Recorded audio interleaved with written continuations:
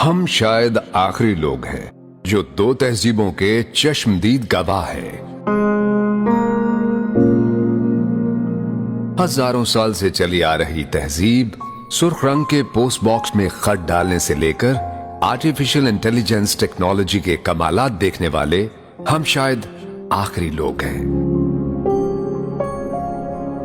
وہ مٹی کے بنے گھر، کچے صحن، گھڑے کا پانی، ٹاٹ والے اسکول، تختی اور سلیٹ، سیاہی کی دوات اور کانے سے بنا قلم، کاچی کی بھینی خوشبو، سٹاپو، پٹھو گرم، چھپن چھپائی، کنچے اور کوکلا شپاتی جیسے کھیل، صحن میں چار پائیوں کی قطار، مٹی کی ہانڈی اور لسی کی مدھانی، وہ کھیتوں میں بیل کے ذریعے چلتے ہل، درانتی سے گندم کی کٹائی اور گاؤں کی چوپال پر حکے کی گڑگڑاہٹ میں بزرگوں کی محفل، شام ڈھلتے ہی مٹی کے تیل سے جلنے والے لیمپوں کی ہلکی لو، ریڈیو پر فریکوینسی سیٹ کرتے کرتے اور آسمان پر ستارے گنتے گنتے نیند کی آگوش۔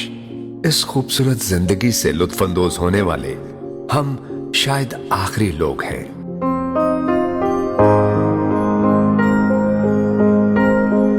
1950 سے لے کر 1990 کے درمیان پیدا ہونے والے ہم خوش نصیب لوگ ہیں جنہوں نے ہزاروں سال سے چلتی آ رہی اس تہذیب اور روایات کو دیکھا ہے۔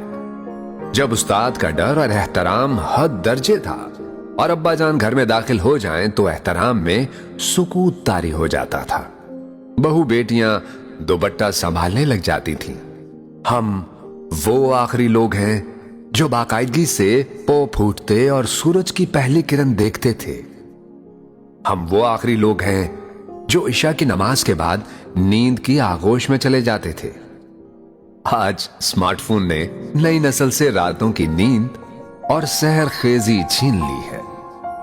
آج ہم پرانی اور چھوٹی اینٹوں سے بنے پرانے بوسیدہ مکان اور لکڑی کے کواڑوں پر لگی زنجیر والی کنڈی دیکھ کر اشکبار ہو جاتے ہیں۔ جب ہم جدید ایئر کنڈیشنڈ گھروں سے نکل کر کبھی پرانی گلیوں میں چلے جائیں تو ہمیں ایسا محسوس ہوتا ہے کہ ہماری روح یہاں بھٹک رہی ہے اور ہمارے بے جان جسم جدید سہولتوں والے گھر میں صرف شو پیس کی طرح سجے ہیں۔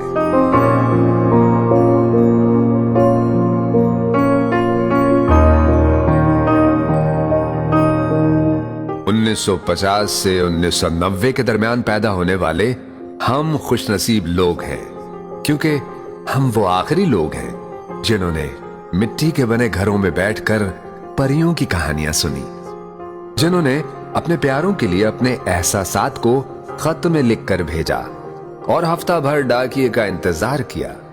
ہمارے جیسا تو کوئی بھی نہیں، اور ہم وہ آخری لوگ ہیں جو خط سے موبائل تک کے سفر میں قدیم سے جدید ہو گئے۔ ہمیں بڑے اور کچے صحن میں قطار میں بچھی چارپائیاں اور ان کے قریب لکڑی کے سٹینڈ پر سجے ٹھنڈے پانی کے گھڑے بے حد یاد آتے ہیں، بے حد یاد آتے ہیں۔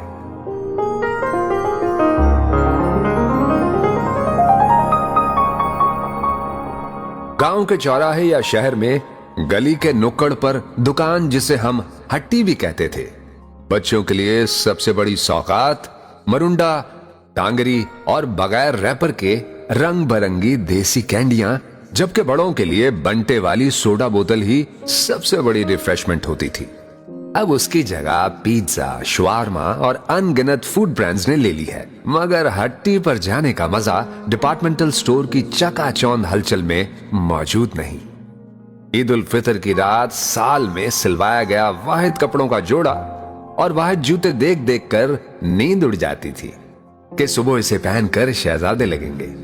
عید کے روز محلے میں بننے والی جلیبیوں کی مٹھاس اور گلی میں جھولوں کے نام پر بچوں کی سب سے بڑی انٹرٹینمنٹ پنگوڑوں کے مزے ناقابل فراموش ہیں، جن کی جگہ اب ونڈرلینڈ نے لے لی ہے۔ کیا زمانہ تھا جب مائیں خود بچوں کے کپڑے سیتی تھیں، بازار سے ان کے گولے منگوا کر سارا دن جرسیاں بنتی تھیں، لڑکے لڑکیاں درختوں پر باندھی گئی پینگ پر اونچے اونچے جھولے لیتے تھے، یا بچیوں کا سب سے بڑا شوق کپڑے سے گڑیا گڈا بنانا اور ان کی شادی کرانا تھا۔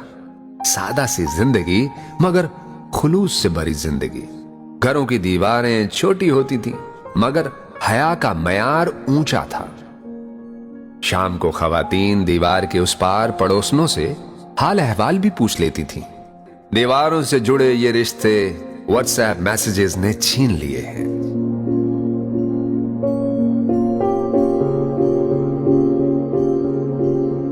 हम वो आखिरी लोग हैं जिन्होंने हकीकी खुशी से भरी शादियां देखी हैं, जब एक हफ्ता कबल रिश्तेदार घरों में आकर बराजमान हो जाते, नागवारी की बजाय दिल खुशी से शाद हो जाते थे। सादा मगर खुशी से लबरेज रस्म रिवाज, बारात और ढोलक पर घर के सहन में बड़ी बियों की निगरानी में खानदान और महल्ले की लड़कियों और खवातीन के रिवायती गाने, और घर के सहन में दूल्हा के सेहरे की तकरीब और घड़ोली की ना भूलने वाली रस्म। अब मॉडर्न शादी हालों में स्टेटस का मुकाबला है। शादी की वो रिवायती रौनक नापैद हो चुकी है। हम वो आखिरी लोग हैं जो हजारों साल पुरानी चली आ रही तहजीब की यादें सीने में समेट कर अपने आबाओ अजदाद के उस देश की तरफ सफर पर गामजन हैं, जहां पहुंचने के बाद हमारे पीछे मशीनी इंसानों और जज्बात से खाली एआई की दुनिया होगी, और फिर उन पुरानी यादों और कुंडी लगे किवाड़ों की अहमियत को समझने वाला कोई नहीं होगा, कोई नहीं होगा। हम आखिरी लोगों के दिलों में बस यही दिल की भड़ास थी जो कह डाली, आदाब।